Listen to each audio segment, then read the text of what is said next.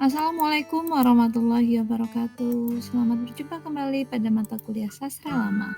Nah, kali ini kita akan masuk ke ragam sastra lama atau sastra Jawa kuno. Yang sebelumnya kita sudah belajar terkait dengan ragam Melayu lama, kali ini kita masuk ke Jawa kuno. Nah, kalau tentu Anda yang berasal dari Jawa tentu tidak asing ya. Tapi bagi Anda pun yang berada di luar Jawa, tentu juga sudah tahu beberapa nama yang paling terkenal dalam sastra Jawa ini yang sering dikenal orang untuk babat ya, serat, terus seperti itu. Nah, kita coba membahas beberapa hal terkait dengan sastra Jawa kuno secara umum. Sastra Jawa kuno atau seringkali dieja sebagai sastra Jawa kuno, tulisannya begitu ya. Mungkin membacanya dibaca dengan kuno seperti itu.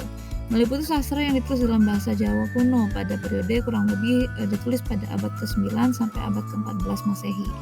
Dimulai dari Prasasti Sukabumi. Nah, karya sastra ini ditulis baik dalam bentuk prosa yang disebut dengan gancaran maupun puisi yang disebut dengan kakawin. Karya-karya ini mencakup genre yang seperti sajak wiracarita, undang-undang hukum, kronik, nah itu dalam bentuk babat, dan kitab-kitab keagamaan.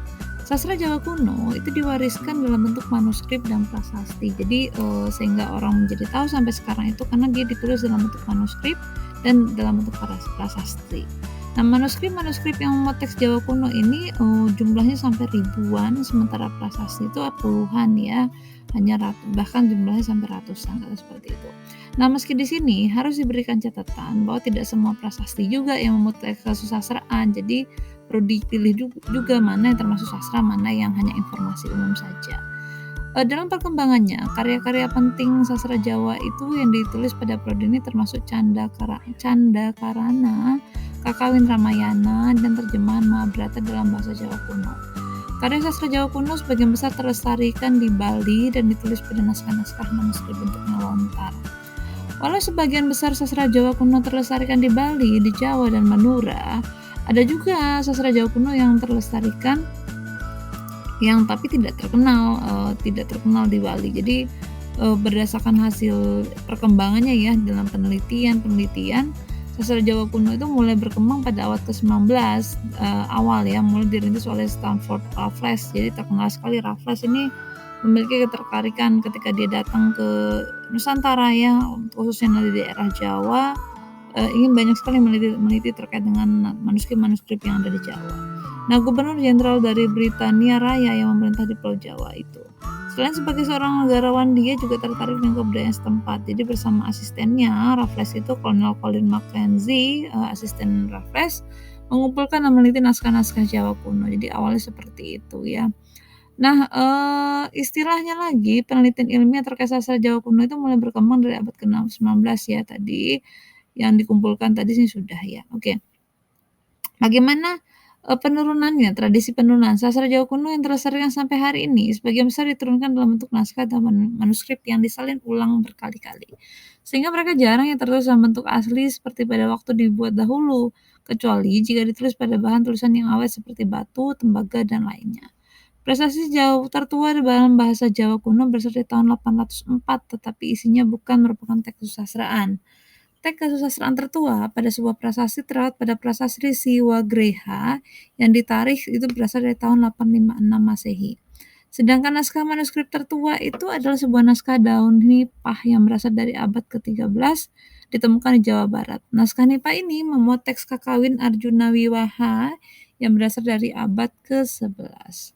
Nah, melihat dari begitu tentu bisa kita ulas, kita simpulkan banyak sekali teks dalam bahasa Jawa kuno yang terlestarikan dari abad ke-9 sampai 14. Namun, perlu dicatat baik-baik, tidak semua teks-teks ini merupakan teks sastra. Ini yang perlu ditegaskan ya. Dari masa ini terwariskanlah sekitar 20 prosa, 25 teks puisi. Sebagian besar ditulis setelah abad ke-11. Nah, sekarang kita lihat bentuk umum ya yang disebut dengan prosa karya ragam sastra lama Jawa kuno. Itu ada bentuk prosa dan bentuk puisi. Nah, kalau bahasa prosanya disebut gancaran. Gancaran ini berasal dari kata dasar gancar, memiliki arti dalam kelas nomina atau benda sehingga gancaran dapat menyatakan nama dari seseorang, tempat, atau semua benda yang dibedakan. Gancaran adalah wacana bebas, tidak terikat persajakan seperti dalam gancaran seperti lagu, maka gancaran disebut juga dengan prosa. Akselerasi diklasifikasi menjadi akselerasi klasik dan akselerasi modern. Jadi perkembangannya gancarannya juga disebut gancaran klasik dan modern. Yang klasik itu yang legenda, itu seperti dongeng-dongeng ya, kemudian mitos atau mite, kemudian sage, dan fabel. Jadi, dia juga punya bentuk genre klasik, dan yang modern itu roman, novel, cerita pendek. Sastra Jawa kuno bentuk jenis prosa itu bentuknya banyak ya, ada Cantakarana, Sanghyang Kamahayani, Brahmanda Purana, Agastya Parwa, Uttarakanda, Adiparwa, Subhaparwa, Wiroto Parwa, Udyogo Parwa, Bhisma Parwa, ya, dan lain-lain ya. Nah sekarang yang jenis selanjutnya adalah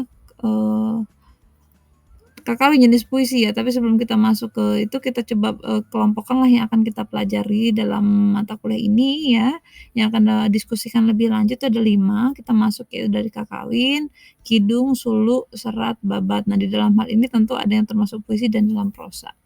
Nah Kakawin yang disebut juga konteksnya puisi ini adalah wacana puisi yang ditulis dalam bahasa Jawa kuno atau bahasa lain, dan prinsipnya sebuah wacana puisi bahasa kuno disebut kakawin. Nah, secara etimologi kata kakawin ini sebagai campuran dari kata Sanskerta kawi, penyair, serta afiks Jawa kuno ka, dan en yang belakangan yang akhiran en yang berarti karya seorang penyair ya. Nah, contoh kakawin itu ada Ramayana, Bratayuda, Arjuna Wiwaha, Smaradana, Sutosoma, dan sebagainya. Nah, kalau kita lebih spesifik lagi, kakawin ini memiliki metrum ya, terdiri dari minimal 1 bait. Setiap bait kakawin memiliki 4 larik dengan jumlah suku kata yang sama. Lalu susunan apa yang disebut guru lagu yang juga sama? Guru lagu adalah aturan kuantitas sebuah suku kata. Nah, suku kata bisa panjang, bisa pendek juga. Sebuah suku kata panjang adalah suku kata yang memuat vokal panjang atau sebuah suku kata yang memuat sebuah vokal yang berada di depan 2 buah konsonan. Nah, nanti itu lebih lanjut Anda bisa mencari lebih lanjut ya contoh-contoh kakawin seperti apa. Nah, yang kedua adalah kidung. Kidung ini juga jenis bentuk puisi lama ya, terutama yang berkembang sejak era sastra Jawa Prodet Pertengahan, yaitu masa Majapahit akhir. Sebagai puisi lama, bentuknya sangat terikat dengan metrum yang ketat yang mengatur pola sajak rima dalam 1 bait, jumlah suku kata dalam 1 baris, dan jumlah baris dalam 1 bait. Nah, dalam perkembangannya, khususnya di Bali, kidung ini melibatkan instrumen musik sehingga masuk pula unsur lagu dan nada. Nah, aturan seperti ini dalam puisi lama Jawa sebagai kakawin dan macapat, kidung dapat diartikan sebagai pola metrum. Secara leksikal, kata kidung berasal dari bahasa Jawa Pertengahan yang punya padanan dengan tembang atau sekar, maka lebih cenderung bermakna nyanyian dalam bahasa Jawa Baru. Perbedaan kidung dengan kakawin yang paling jelas adalah penggunaan bahasanya. Kakawin itu bahasa Jawa kuno, kidung sudah bahasa Jawa Pertengahan. Kidung dipakai juga untuk menyajikan cerita maupun bacaan ritual, khususnya dalam tradisi Hindu Bali. Cerita-cerita rakyat warisan dari periode Jawa pra-Islam banyak diabadikan dalam bentuk kidung seperti cerita Panji dan cerita lain sezaman. Nah, selanjutnya adalah suluk. Secara harafiah, dia berarti menempuh atau jalan ya. Dari katanya dengan agama Islam dan Sufisme, kata suluk berarti menempuh jalan spiritual menuju Allah.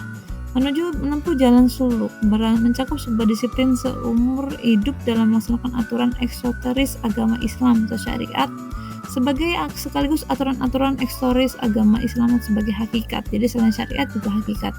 Bersuluk juga mencakup hasrat untuk mengenal diri, memahami esensi kehidupan, pencarian Tuhan, dan pencarian kebenaran sejati melalui penempaan diri seumur hidup dengan melakukan syariat lahiriah sekaligus syariat batiniah demi mencapai kesucian hati untuk mengenal diri dan Tuhan. Nah, kalau kita kaitkan dengan konteks karya sastra, ini bentuk karya sastra Jawa pesisiran ya. Ajarannya ajaran kerohanian tasawuf, bernuansa tasawuf, berupa petunjuk keyakinan, sikap, tata cara yang dilakukan seorang untuk mengenal kehidupan kesejatian terhadap Sang Maha Pencipta.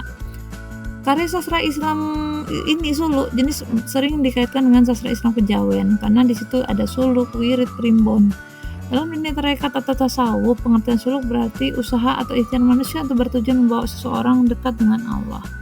Suluk juga diartikan wirid sinaung, yang sinaung sekar, artinya wirid yang disusun dengan memakai tembang macapat.